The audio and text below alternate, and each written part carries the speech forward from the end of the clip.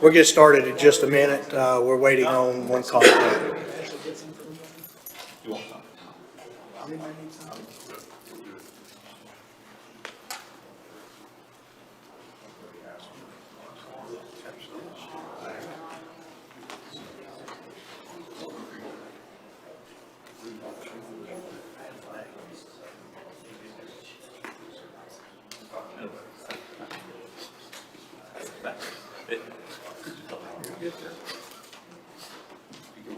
You got this?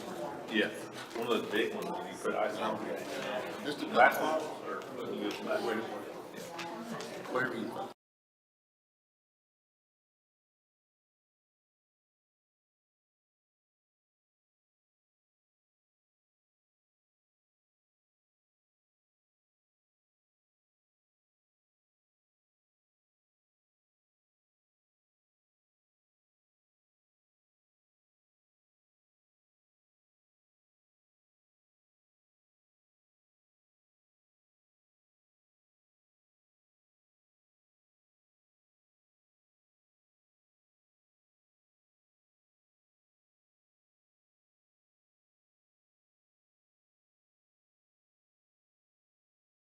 Well, You want him to turn it off?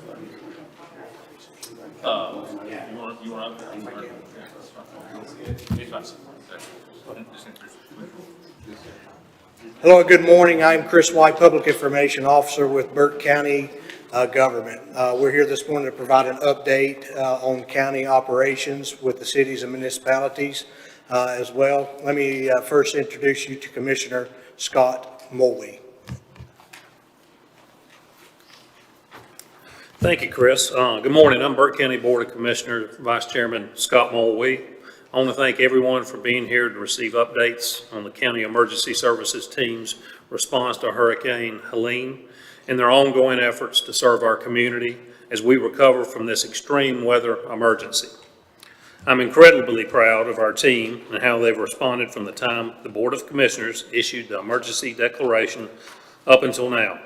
They have all worked tirelessly, selflessly, and with an abundance of courage and compassion throughout this event.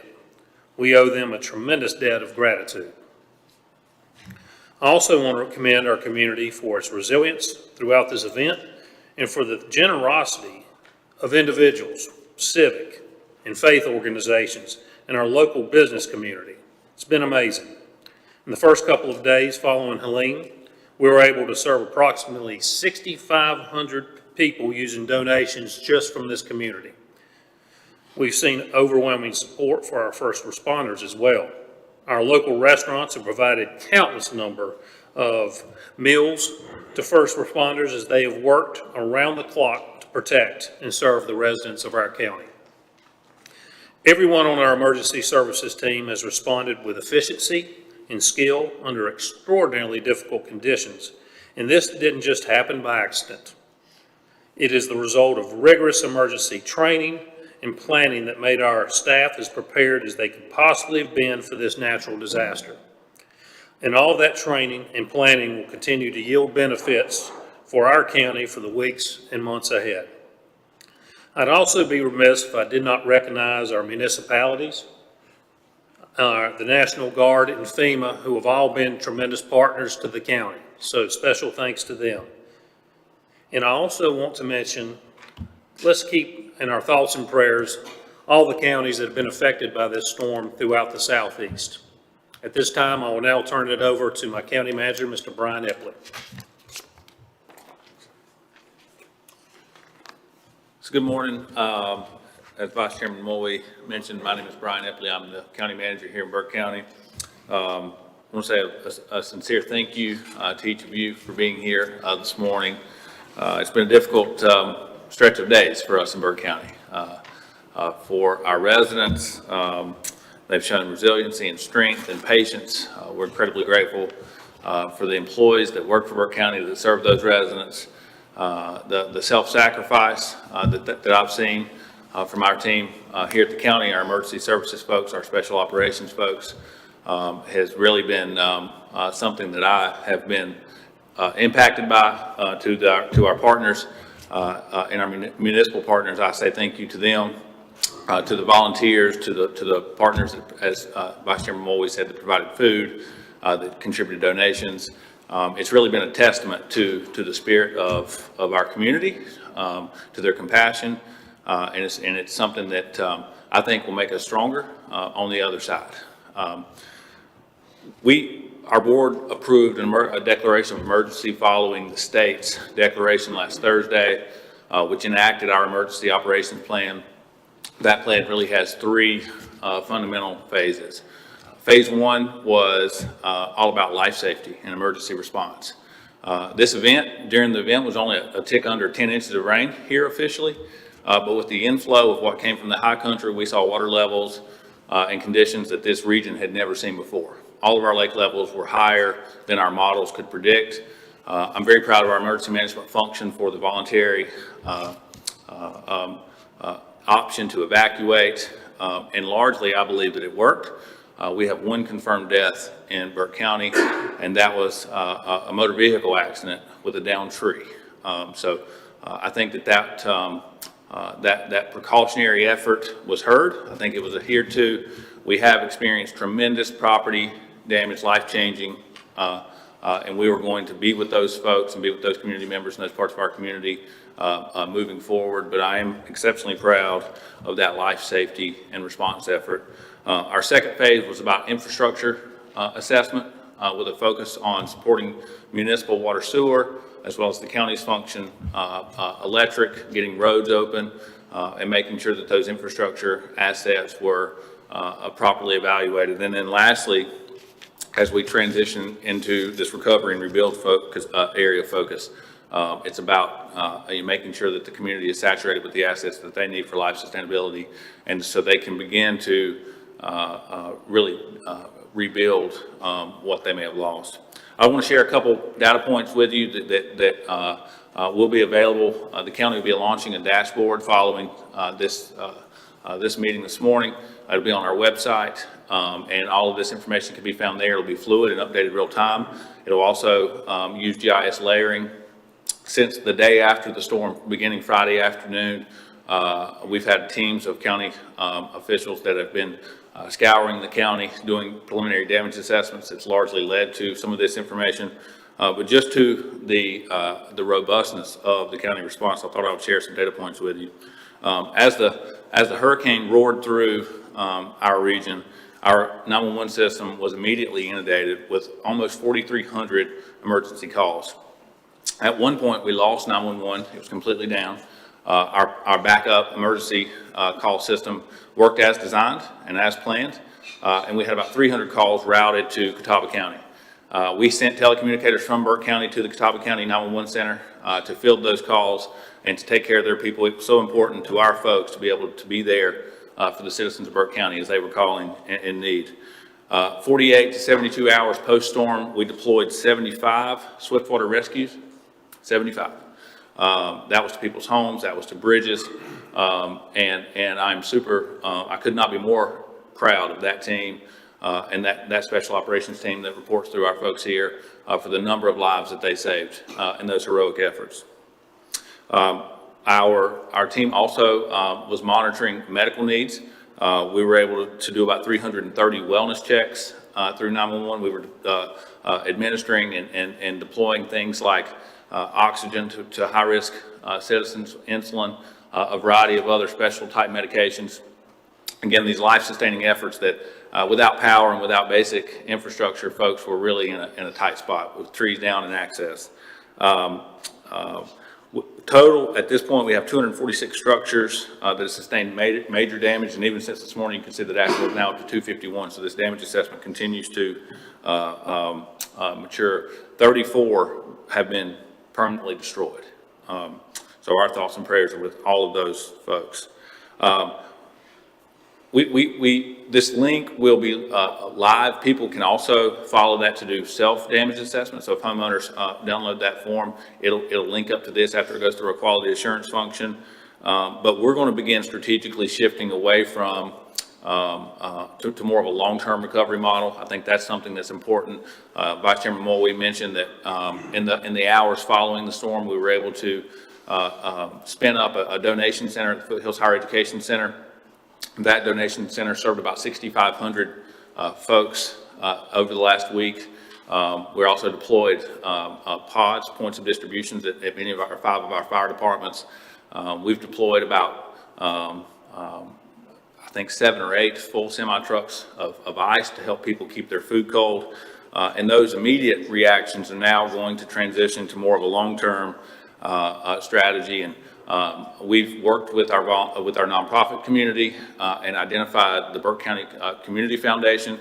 And we want to encourage people who still want, as we move beyond accepting donations and pushing those and suspend that temporarily at Foothills Higher Education Center, we want to transition for folks who want to contribute to do so monetarily and make donations to a Burke County Relief Fund, again, which will be managed by the Community Foundation. The initial investment was over $100,000. I want to make a point, and I think this is really important. Every dollar donated to that fund stays here in Burke County for disaster relief efforts. Every dollar goes towards that. The Community Foundation will be making grants to nonprofits to help support housing, food, and economic insecurities with the impacts of folks in the county from the storm. I also want to share that FEMA is here. FEMA is primarily there's two distinct functions of FEMA, if you will. There's individual assistance for homeowners and public assistance for local government. On the individual assistance side, 2 things are happening as we speak. Agents called DSAs, Disaster Survival Associates, literally coming door to door. So if you are on this map or you've been someone who's indicated you have damage, these folks will come to you and start that process of the application to see how they can help. We are also evaluating Burke County for a regional, what is called a DRC, a Disaster Recovery Center, where FEMA associates will literally set up shop and folks can set appointments to come meet with them to figure out the next appropriate steps. On the public assistance side, one of the biggest areas that the county is working through is with debris removal. We want to again encourage folks to put your debris from the storm in the right of way. That will be collected at no charge to you. We encourage you to sort that between vegetation, building materials, and then things like household appliances if you can. Part of the FEMA process is for those to be first identified and then collected, and then they'll go to the landfill. But that on the county side, for what we're responsible for managing and helping post-recovery, that's something that's really important. We, again, want to encourage everybody to make sure that that you take advantage of that. We expect that to be a 30 to 45 day process. It's already began. We have assessors out scouring the county. They're tagging and marking these debris piles, and the collection efforts will start as soon as possible. We also are beginning to do assessments for private roads and bridges. We have lots of folks who can't access their property that have a private road or a private bridge that's permanently damaged, and we're beginning to assess those to look for areas where we may provide some aid. I couldn't be more proud to introduce our emergency management director. This really across the county, our entire team, every single department has shown self-sacrifice. The number of professional folks that have delayed their own interest and left their family to serve this community has been inspiring to me. The intentional efforts of folks out in the community to give up their time and resources to support their neighbor has been something that I've never experienced, and something I'll take with me as I move forward. But Mike Willis is the Burke County Emergency Management Director. His leadership through this process has been unwavering. 24 hours a day since Thursday, or really Wednesday before the storm. And I want to ask him to come up and give you a briefing on the emergency management function, and then we'll, as we close, I'll be happy to answer any questions that you all may have. Mike? Thank you, Brian. Just some brief numbers for you. Our current status, as of about an hour ago, we have 570 residents that are, or customers without power. This number fluctuates up and down as power comes back on. Issues are found, it has to go back off. Trees are still falling. So that number is going to fluctuate a little bit, but the vast majority of our customers are back up. which is a real good thing. It's way ahead of schedule from what we were originally told. Our water, sewer, all of our infrastructure, all of our communications avenues, getting to the peaks of our mountains where our mainstream of core communications come from. That was our second priority. Of course, life safety is first. Once we got the rescue calls kind of situated, our next drive was to make sure that we 100% supported getting our water up, our sewer up, and getting those infrastructure routes up. Thanks to our own people in Burke County, our own employees, but especially the National Guard, the Air Force Reserves. We've had a lot of people in here helping us do this, and we couldn't have got it accomplished without them. So a huge hats off to our National Guard crews. Debris removal and cleanup. It's extremely important to track this. And the process we have to go through is very dictated and detailed. So if we could ask our residents to try to be patient. I know we want all this stuff out of our yard. We don't like looking at it on the side of the road, but it's a necessary evil so that we can get as much recovery money back as we can, but also good, clean assistance to our homeowners. That's the most important thing that we're focusing on right now, is that FEMA does everything they can for our residents, and that's what we're after. We do have a FEMA rep here. He tagged in with me this week, and we're working through the process to get all that started. Please be patient. It is coming. I promise you, every day is going to get a little better as we move forward.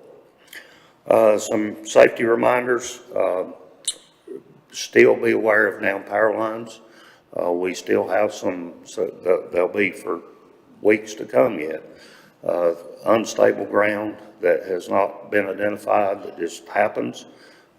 Any power lines that are on the ground should be treated as live. Even if they're coiled up, please do not get around any power lines. We got some cold weather coming up, cooler weather coming up.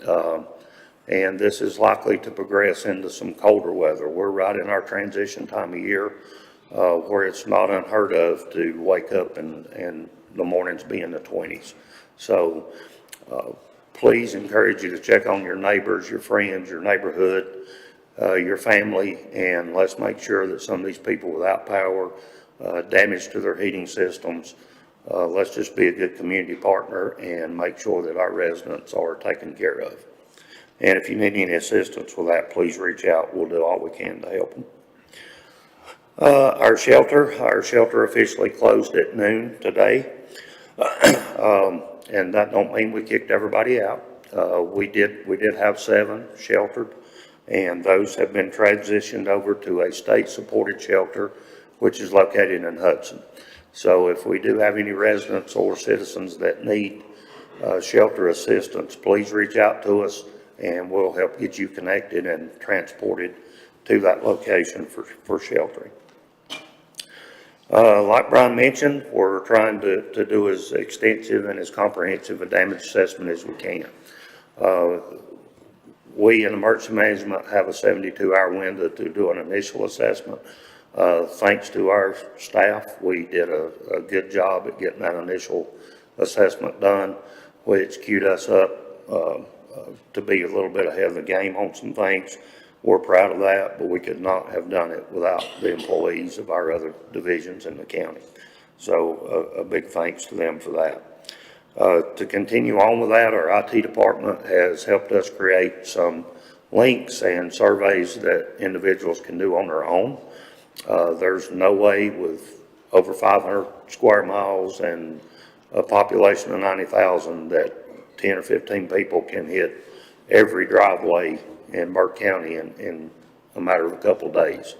So we encourage people, if you have damage, report it. You can do that through the page that's coming up that Brian mentioned earlier. Also, we're trying to get a good assessment on driveways and people that have hindered access into their home. We don't care what type. If you have any kind of impedance in getting in and out of your residence, we would like to have that documented so that we can address that. There's also a link for that will be embedded in that same webpage. So please visit those. If you have questions or concerns about doing that or need help with that process, please reach out and we'll help walk you through it, or we'll physically come out and do it for you. Our public resources, I talked a little bit about FEMA. We have got, I've been able to work some fairly large disasters in different parts of the United States, and especially North Carolina. The FEMA team that I have worked with so far for us is the best I've ever seen. We are getting the most cooperation, the most forthcoming information from them that I've ever experienced in 43 years. So I feel good about where we are in Burke County, and I feel like that we're going to have some good, strong support from FEMA moving forward. I want to point out that FEMA doesn't have to come to your door. They will at some point in time, but people can register through the official FEMA website, which is fema.gov. I encourage you, if you've not registered with FEMA and you have damage, please register. And follow-ups will come from that. Timeline to recovery, this is going to take years. Anytime you deal with FEMA, you deal with floods and floodplains, it will take us literally years to recover from this event. It's a truly historic event. From everything we have so far, we've not experienced anything like this in our region since the 1916. So, you know, we've got some growing pains from this. We've learned a lot from this. This is going to change emergency management and emergency management response moving forward in North Carolina. So there's a lot learned. We didn't do everything perfect. But the biggest blessing I can say is we didn't have more loss of lives in our county. And I'm very thankful for that, because that's our number one goal. We can replace stuff. We can't replace people. So with that, I'll turn it over to Sheriff Hinceman for some comments from our sheriff.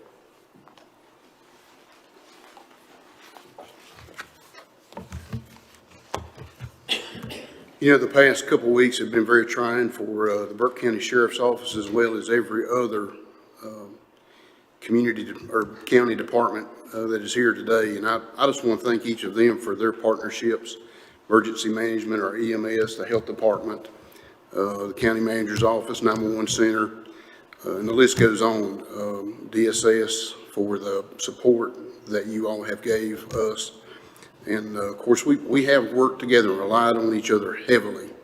And it's just good to know that you have those partnerships. And not just that, but the partnerships with our citizens.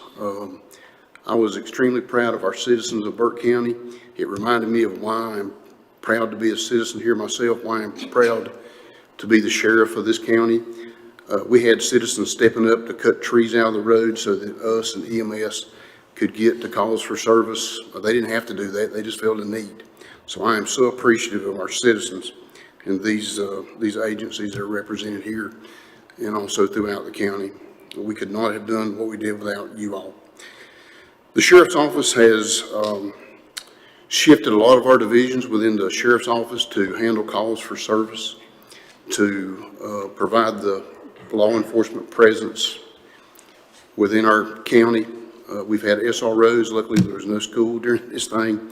We was able to farm those out to our patrol.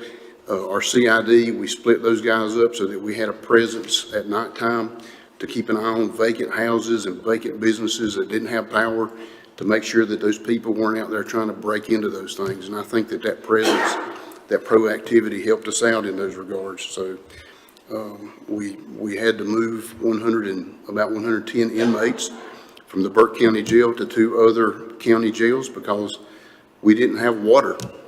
And we had a generator, but things that you just don't think about, like cooking or even flushing a toilet in the jail, can cause you significant issues for those people staying in there. So we made a decision to move those inmates to 2 other counties. I'm very thankful for those partnerships with those other sheriffs. They were able to accommodate us. And we actually sent our staff down to Catawba County so that they could supervise our inmates in Sheriff Brown's jail. Very appreciative of that. We were able to bring them back. Everybody's back in Burke County. Thank the city for getting, and Mike Willis for making it possible for us to have water in our jail, and just something as simple as water. I think a lot of people throughout this time saw the blessings that we have and that we take for granted. To flip a light switch on, you've got light.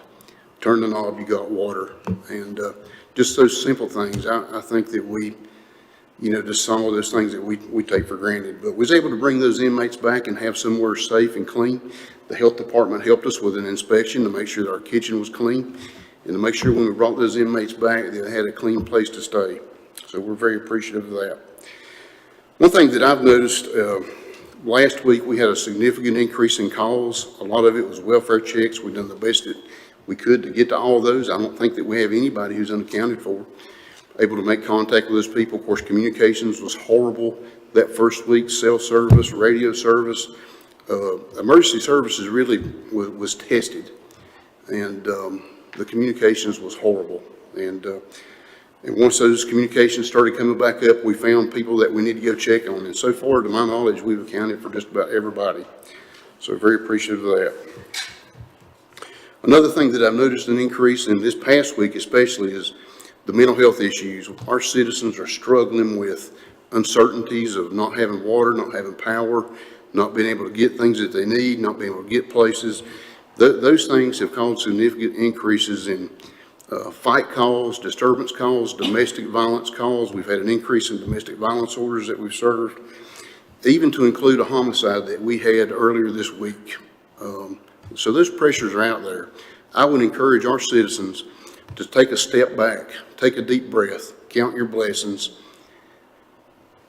just disengage before you do something that will either you will regret later on or you will be criminally charged.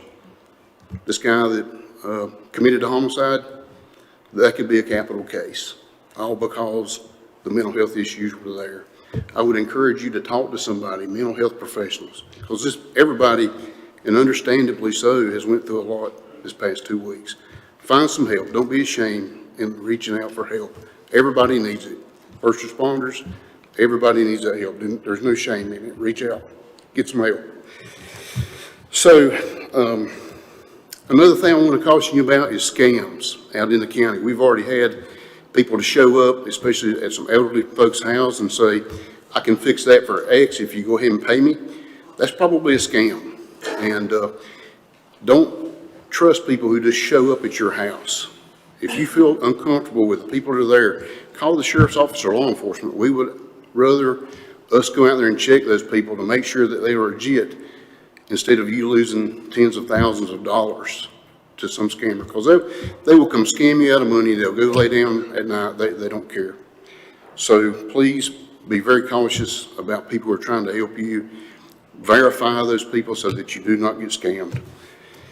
And we had a call yesterday where there's some guys out in the Chesterfield area in camouflage trying to solicit money for the military. And everybody knows that the military is funded through your taxes.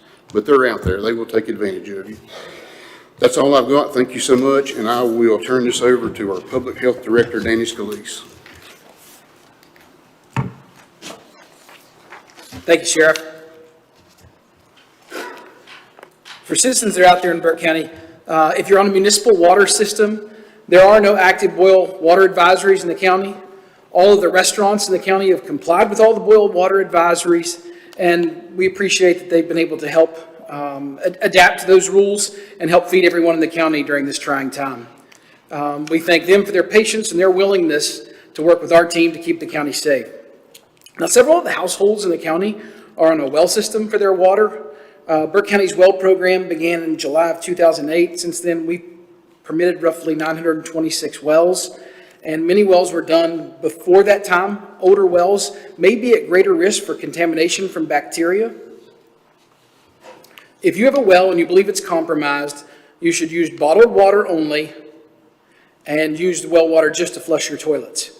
Bottled water is currently available at the distribution center at Foothills Higher Education Center should you need it. The North Carolina Department of Health and Human Services is in the process of sending us free test kits so that we can test people's wells that were directly impacted by Tropical Storm Helene. Things you need to know: was your well underwater?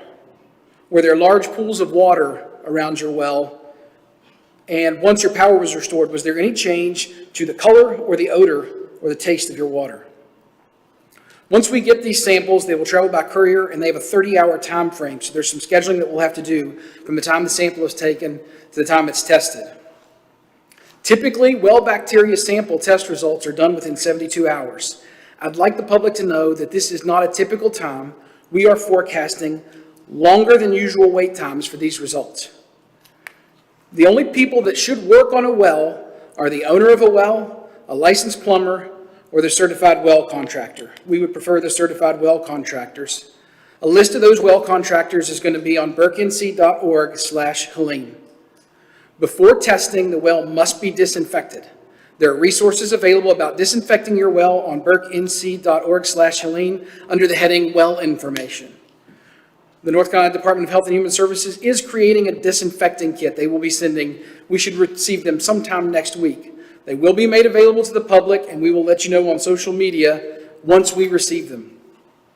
You do not have to wait for disinfection kits. You may use chlorine bleach and follow the disinfection directions available on burkenc.org/Helene, or you can come by the Environmental Health Office for a hard copy of that. The disinfection kits, once they get here, will have instructions and the supplies necessary for someone disinfecting prior to inspection. Once we begin scheduling, citizens will call or email Environmental Health Unit. They will fill out a form to give us all the information necessary to come and take the sample. If someone cannot access the internet, they can come to this building, 110 North Green Street at door C, or they can call our office for assistance. It's 828-764-9240. We will get a list of FAQs up on the website today. Any citizens that have questions, please call our Environmental Health Unit. Once again, 828-764-9240. We've also set up an email for people to send any questions about well that they can. It's environmentalhealth@burkenc.org. If you have septic systems related to damage and you need repair, you will also need a permit for repairs, and you can use those same contact information to contact us for any questions there. And I'd like the mayor and representatives from the City of Morganton to come up now.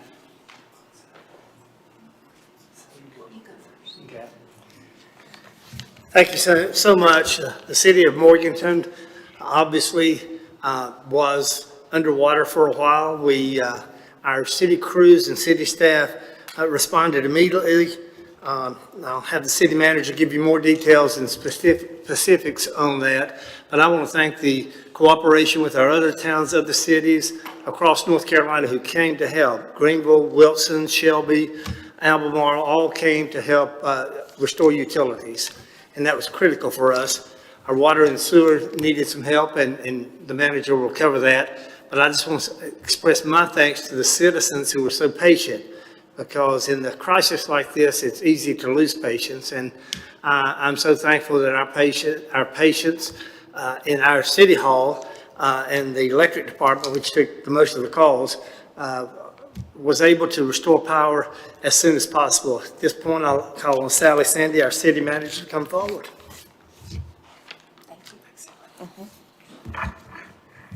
Thank you for the opportunity today to talk about what has gone on in the city of Morganton for the last few days. And I'd like to start by thanking the folks standing behind me for their leadership and their partnership in getting our communities back together. So thank you. And to those folks sitting beside us and in the cooperative nature in which we have approached this disaster, I think has been phenomenal, and that is very appreciated. For us, we started with a little bit, much like the county in the life safety portion, but we very quickly, hours into the storm, switched to the infrastructure piece as the water provider, the sewer provider, the electric provider, the internet provider within the city of Morganton. On 9/27, we basically lost service to all of our customers in all of those functions. and that is over 10,000 water customers, over 8,000 electric customers, 5,000 Compass customers, and about 7,300 sewer customers. And so we went to work. On the night of the 27th, our first priority was power to the hospital, and by the night at 9 p.m. on the 27th, we had power back to them. And then we switched to power to our water plant and our sewer plant. That took a little bit more time. They were operating on generator power, which several times was sketchy. And they were operating in that capacity because we lost our raw water pump system. It was completely underwater for days at our water plant, and our influent pumping system at our waste treatment plant was underwater for days. Great tractor support, and I shout out to Charles Underwood.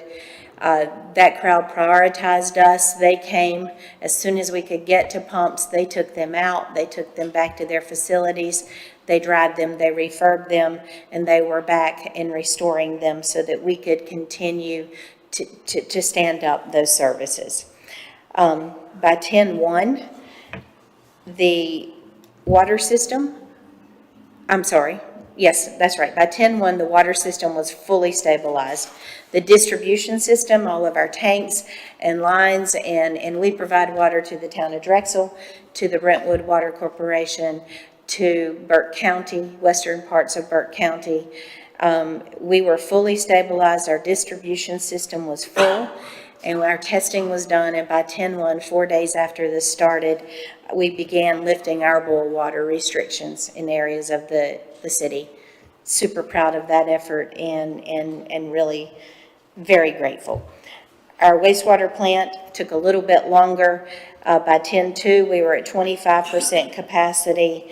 By 10/4, I was at 75% capacity, and we were starting to bring online our largest industrial customers in reduced capacities so that they could gear up and put people back to work. And proud to say that as of 10/7, all of our large industrial customers were back online, and we are functioning in water and sewer really today at 100% capacity. There are some things we're going to have to go back and fix later. In my distribution and collection system, where we collect the waste and where we distribute the water, that work is still ongoing, and we are probably weeks away from that. We are walking out fall lines, finding, after we clean the debris off so that we can access them, finding leaks and issues, and those are being corrected.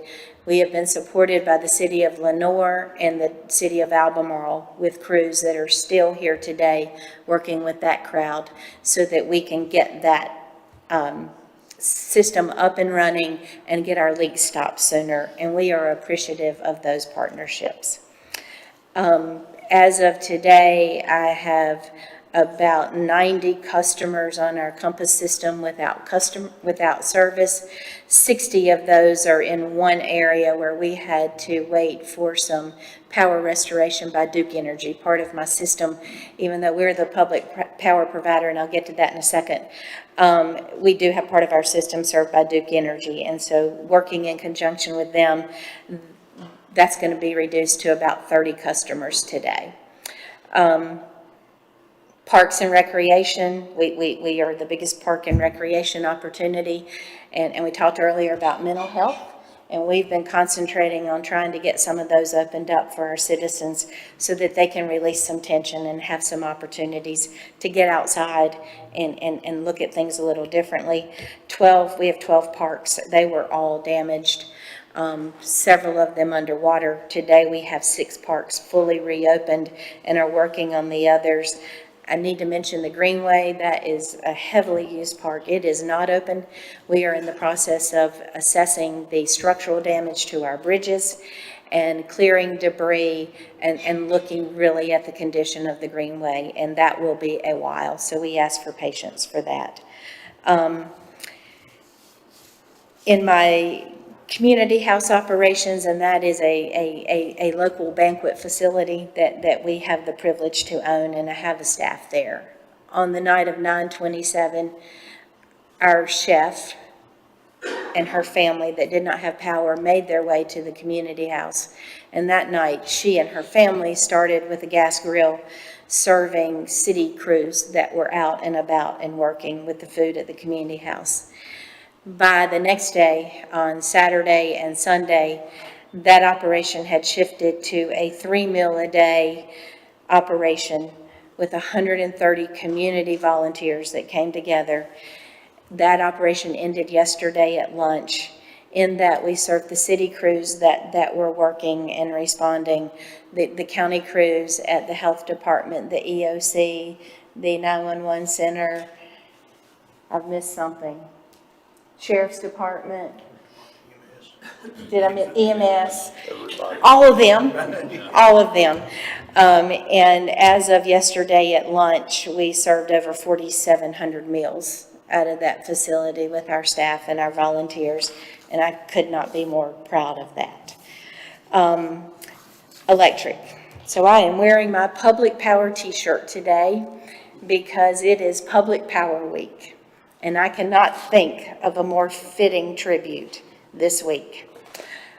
I've spent 31 years in the city of Morganton, and never in those 31 years have I had the opportunity to appreciate public power than I have this last week.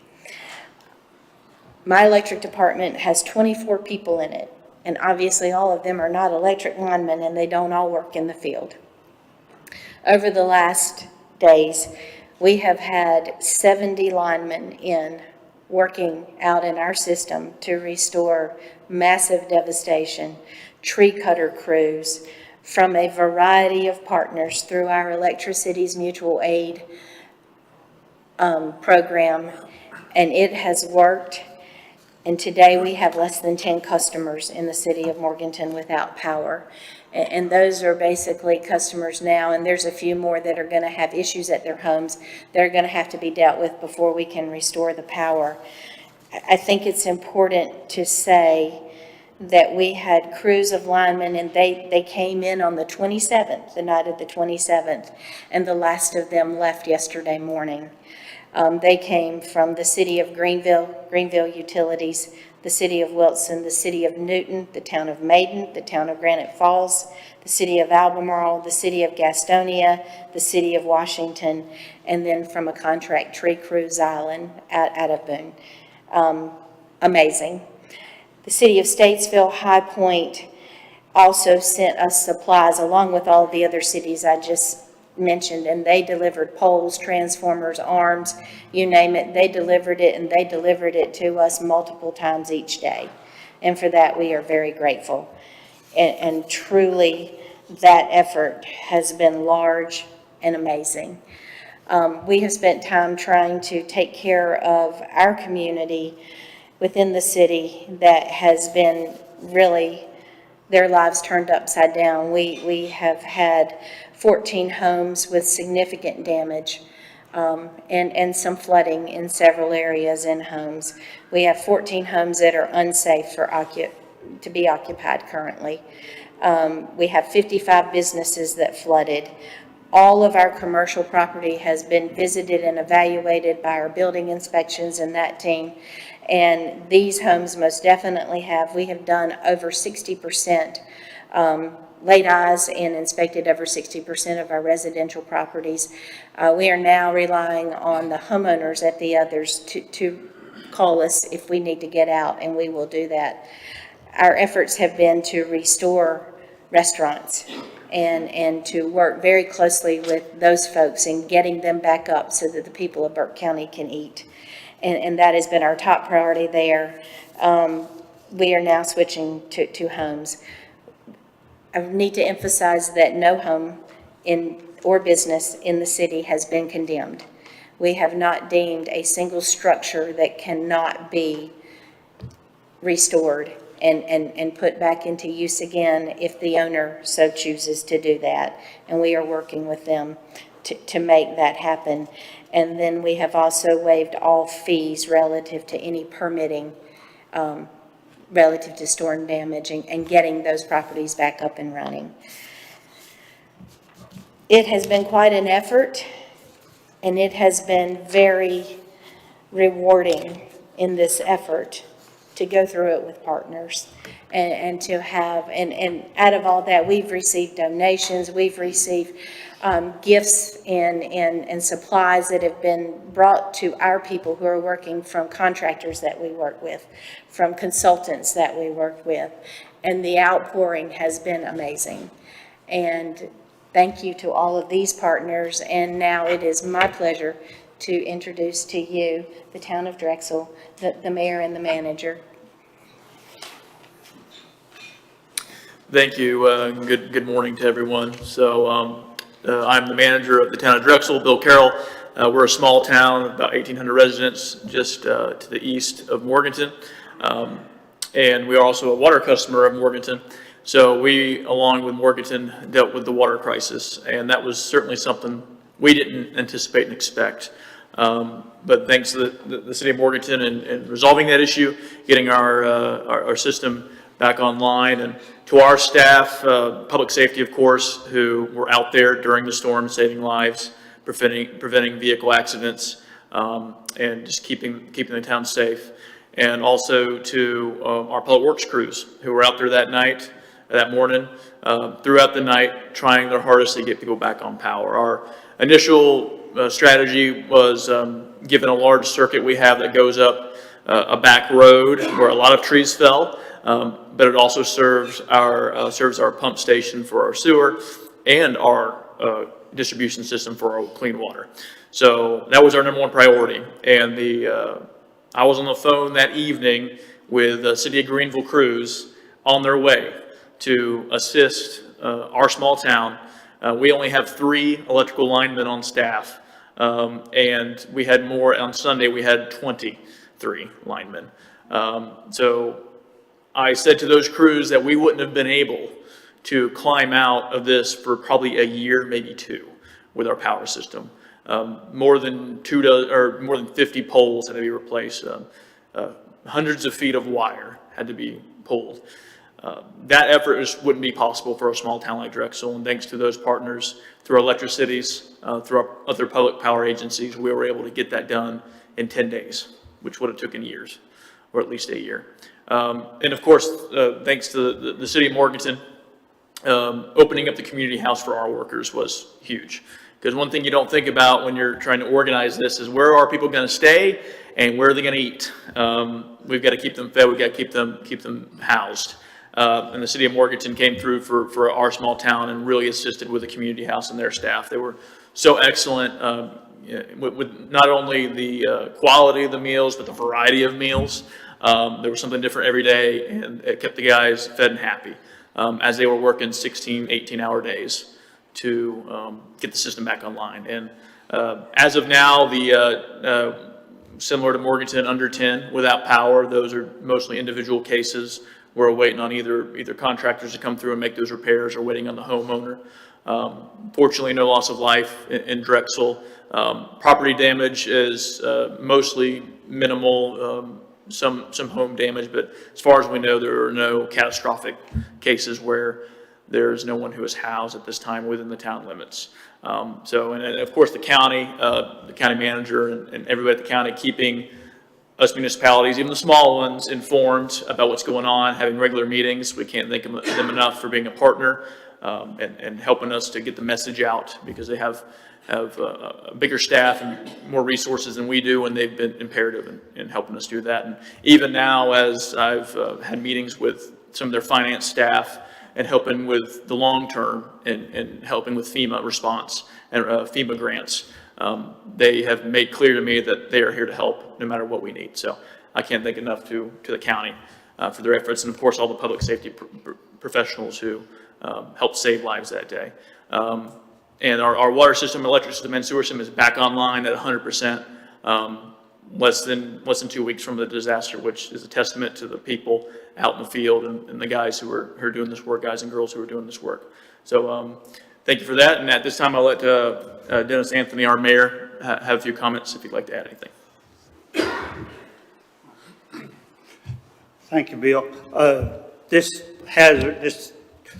hurricane was really just something that you never think But I would definitely start off with, I would like to thank all of the guys behind me with Burke County that has helped us tremendously and helped everybody else tremendously, and Mayor Thompson and his crew, and even Mayor Watts and everything. I mean, we have all come together as one unit and really made Burke County come back to life. We've got a long way to go. We still got some things to do, but we are getting there. We were fortunate in Drexel not to have any flooding areas. We just had a lot of trees down, some areas worse than others.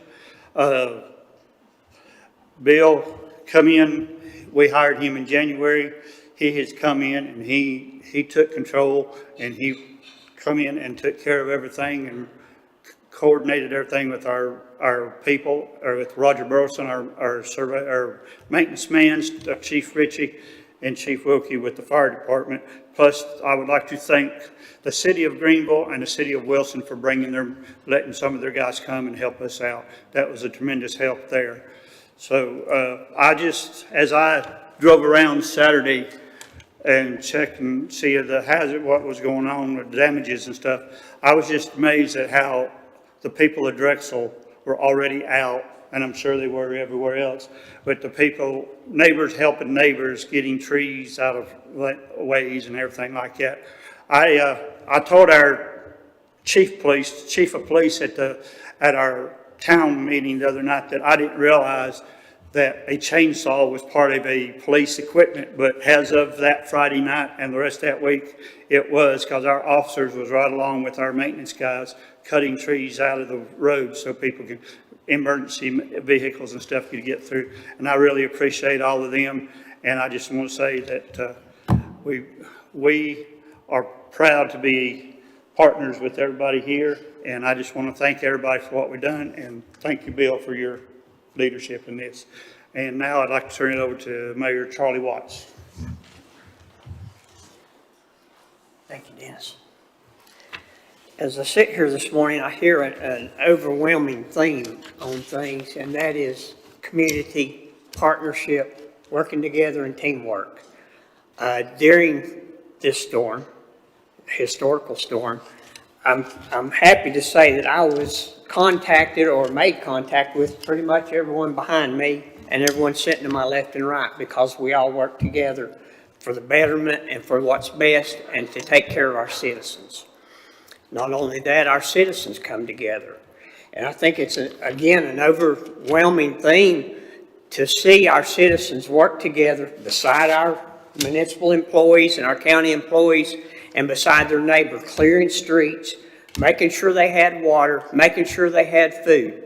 And I couldn't be more proud to live somewhere like Burke County and Valdese or Morganton or Drexel, because that teamwork and that overwhelming community thing speaks loudly here. And gentlemen, thank you. I appreciate you. Valdese, we fared a little better, a whole lot better than Morganton. We had a lot of trees down, thanks to our public works crews who worked diligently. By Saturday morning, we had at least one lane open on every street in town to allow for the passage of emergency vehicles. Those that were left remaining usually involved utility lines, which we don't cut anyway. The flooding was probably the most difficult part, because we lost our water plant and our wastewater plant due to flooding. Valdese has about 5,000 water customers. We serve a regional area, both the central and eastern part of the county. And fortunately, again, our tanks were full. We had 6 million gallons in reserve, so we were able to keep our water flowing, clean water. We did limit, we shut down our industries. We had 3 industries that use a lot of water. They were very cooperative, and just whatever we needed them to do, they were willing to do. And I can't say enough for those guys at those 3 industrial locations for helping us with that challenge. Our businesses, Saturday morning I came out and I saw businesses loading up supplies to take to the mountains. And folks, these are citizens who have no idea what emergency management means or what emergency response is. They responded to that need out of love of their heart, to make sure their fellow North Carolinians were took care of.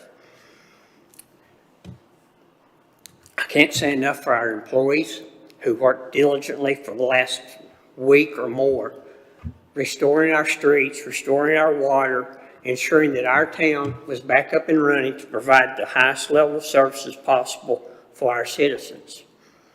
Like the other municipalities, we had outside help. The town of Maiden came in and helped clear our streets. And kudos to them. I can't thank them enough for their help for that.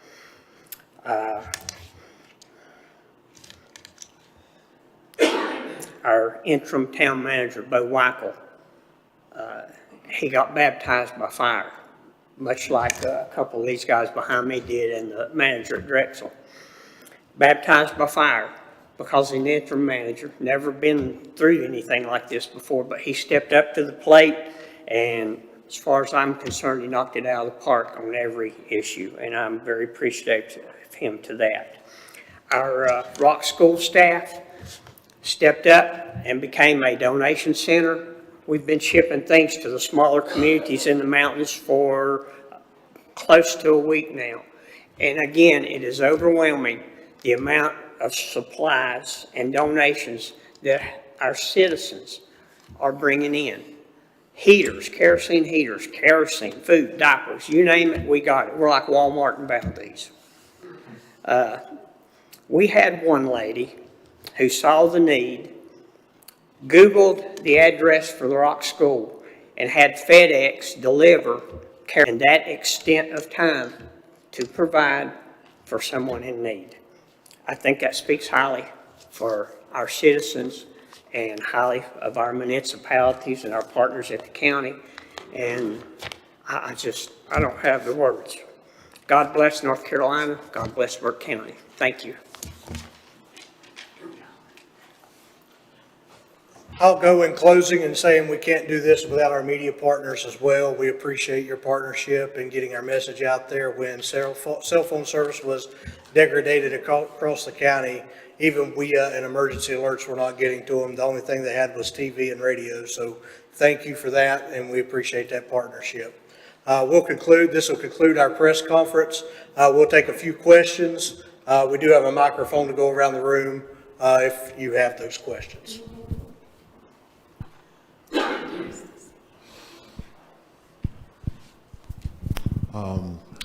I noticed that there's no one really from the school, but can y'all speak on as far as the plans, as far as the school, and is there a long-term plan or anything?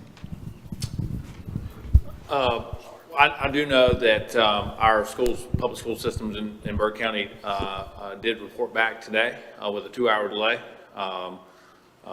And we have been working closely, Dr. Swan and his administrative team, I've been working closely with the health department, with social services, with all of our emergency response functions to make sure that the schools are safe and ready to be reopened. And I know that they were all hands on deck this morning as they brought those folks back. But we are back operational and feel like we're transitioning back to more normalcy for our school system. I may have missed this, but is there an estimated amount of damage done throughout the county? So our dashboard is tracking the number of structures damaged. If your question is, has there been a dollar assessment assigned to that? We're not to that point yet.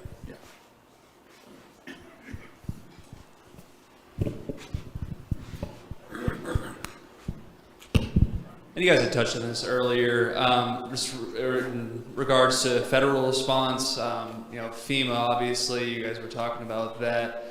Any National Guard presence here in Burke County as well? Yes, sir. We have a large contingent of National Guard that are working out of the regional training center off of Western Avenue. They're supporting us along with other counties. There's a fairly large contingency over there. Gotcha. Something else you all touched on, talking about how cold it's going to be getting over the next few nights, 30s likely in greater Burke, maybe even here in Morganton as well, Thursday night, Friday night. You guys were talking about how you guys have kind of closed down the Burke Run shelter you guys are directing to the state. What should people be doing if they're worried about, heating their homes? Just reach out to us if they have any questions. Fortunately, our residents are very resilient. Burke County is a strong county, it's a strong community, and we have strong people here. They're pretty accustomed to taking care of themselves, but they can reach out to their local fire department or to us directly, and we'll do what we can to make sure that they're taken care of. Gotcha. And final question, are you guys encouraging outside volunteers coming in, you know, if they're bringing wood, they're bringing kerosene, anything like that? We're working to funnel our volunteer coordination into a group that's really not under a county umbrella. One of our personnel that works in administration is now trying to balance that and match the needs that we're getting calls about to a volunteer resource to help them mitigate that. So and more of that will be on our website when we get that up. Gotcha. And just real quick, should they be calling the emergency manager? Who should they be in contact with? I don't have it in front of me, but there'll be a number on that guide page of how to volunteer. I know the county manager mentioned a long-term plan. I might have missed it. What does that look like, and what should people be kind of being prepared for? Yeah, so long-term means lots of things. I think our efforts in sustainability and helping the community, much to your point about warming, the far northern parts of Burke County will certainly see cooler temps. We visited that area late last week and heard those concerns. One big concern is leaf season and festivals that happen in the high country that drive economic vibrancy, that allow people to heat their home. And what's going to happen now that that's largely lost? That's why we again want to point people to this Recovery Relief Fund with the Burke Community Foundation. Those dollars will be used to support local nonprofits in those communities who can help with warming costs, who can help with food insecurities, who can help with home rebuilding. We really think that is the key to long-term security is to put those resources in a place that they'll be dedicated and used here in Burke County in a more flexible way. So instead of acquiring, not that water and MREs and diapers aren't needed, but we would really like to encourage our folks to, instead of procuring those commodities, to instead put those resources in this relief fund and then have confidence and trust that it's going to be used to help our community rebuild and recover in a more flexible way. And this is for the county and the city. Now that things have kind of settled down here, have there been any crews sent to further west to help with recovery, including like electric crews or other?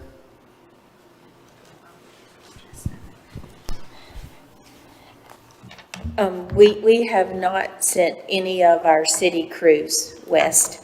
And that would happen for us through electricities, and we are the most western electricity in North Carolina. We have, during the last several days and last week and a half, have had folks coming from the eastern part of the state that, for instance, have brought trucks and opportunities to serve food and things. They wanted to come here, and we have encouraged and gotten them further as far as Old Fort, Black Mountain area to encourage them to serve there. And some of our folks have gone with them to help make that possible because we didn't feel like we had that strong a need and that our neighbors to the west needed that. Let me introduce Ed Phillips with our Director of Tourism. So I just wanted to address our outdoor recreation in Burke County. We're known as Nature's Playground. We are updating our website, discoverburkecounty.com, every day with what's open. But if you don't see it on there that's not mentioned, it's closed. So we're keeping it updated every day. Our state parks, both state parks are closed until they finish an assessment and determine if it's safe to open. The Pisgah National Forest, the grandfather district, is essentially closed. I spoke with Nicholas Larson yesterday. They're working on road infrastructure that allow people to access homes, vacation homes that are located in or adjacent to the National Forest. Other places like Table Rock, Linville Gorge, Wiseman's View are all closed until further notice. I was up Sunday on the Blue Ridge Parkway at the Linville Falls Visitor Center. They are still doing assessments on the parkway. The parkway is closed until further notice. The Linville Falls Visitor Center was destroyed by the flood, so it's going to be a long recovery up there. But our website, discoverburkecounty.com, is being updated daily with what's open. We do have some agricultural attractions that will be open this weekend of Interstate off Enola Road. Henry River Farm, I'm getting that wrong, but it's, they have pumpkins. They've raised over 4,000 pumpkins. The ones that didn't get washed away will be for sale this weekend. So they're open Thursday, Friday, Saturday. And so we do have some places open in Burke County for local residents. We're not actively advertising or recruiting visitors from outside the area to come and visit at this time. And when that gets more things open, we'll resume that. Thank you, Ed. Thank you for joining us. That'll conclude our press conference today.